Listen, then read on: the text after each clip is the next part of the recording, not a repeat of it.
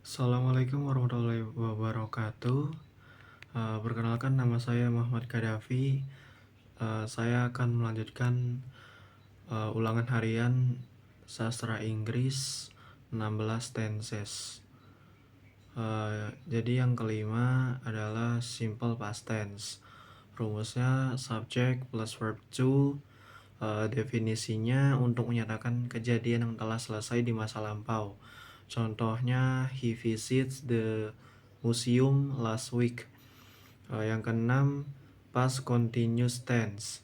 Rumusnya subject plus was were plus verb ing plus definisinya untuk menyatakan kejadian yang sedang berlangsung di masa lampau. Contohnya, they were watching a movie at 8 p.m. last night. Yang ketujuh, past perfect tense. Rumusnya subject plus had plus verb to. Definisinya untuk menyatakan kejadian yang sudah selesai sebelum kejadian lain di masa lampau. Contohnya, she had left before I arrived. Yang ke-8, past perfect continuous tense. Rumusnya subject plus had plus been plus verb ing. Definisinya untuk menyatakan durasi suatu kejadian sebelum kejadian lain di masa lampau.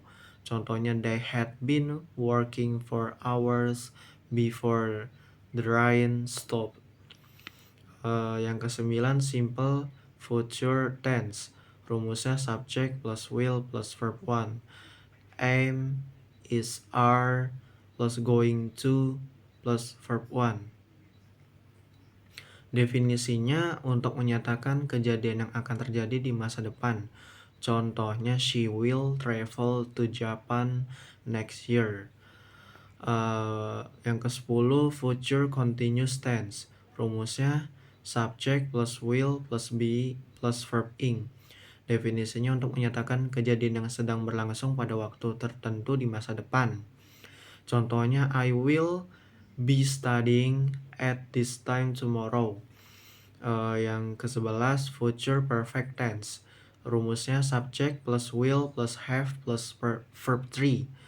Definisinya untuk menyatakan kejadian yang akan sudah selesai sebelum waktu tertentu di masa depan. Contohnya, they will have finished the project by next week. Yang ke-12, future perfect continuous tense. Rumusnya subject plus will plus have plus been plus verb ing. Definisinya untuk menyatakan durasi kejadian yang akan berlangsung hingga waktu tertentu di masa depan.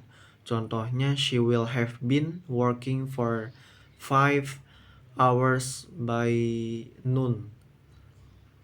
Yang ke-13, simple past future tense. Rumusnya subject plus would plus verb 1. Definisinya untuk menyatakan rencana atau kejadian yang akan terjadi masa depan dari sudut pandang masa lampau. Contohnya, she said she will go to the party. 14, past future continuous tense. Rumusnya subject plus will plus be plus verb ing. Definisinya untuk menyatakan kejadian yang akan sedang berlangsung di masa depan dari sudut pandang masa lampau. Contohnya, he will be traveling to London at this time last year. Yang ke-15, past future perfect tense. Rumusnya subject plus will plus have plus verb 3. Definisinya untuk menyatakan kejadian yang akan sudah selesai di masa depan dari sudut pandang masa lampau. Contohnya, I would have complete the work if you had helped me. 16, past future perfect continuous tense. Rumusnya subject plus would plus have plus been plus verb ing. Definisinya untuk menyatakan durasi kejadian yang akan berlangsung hingga waktu tertentu di masa depan dari sudut pandang masa lampau.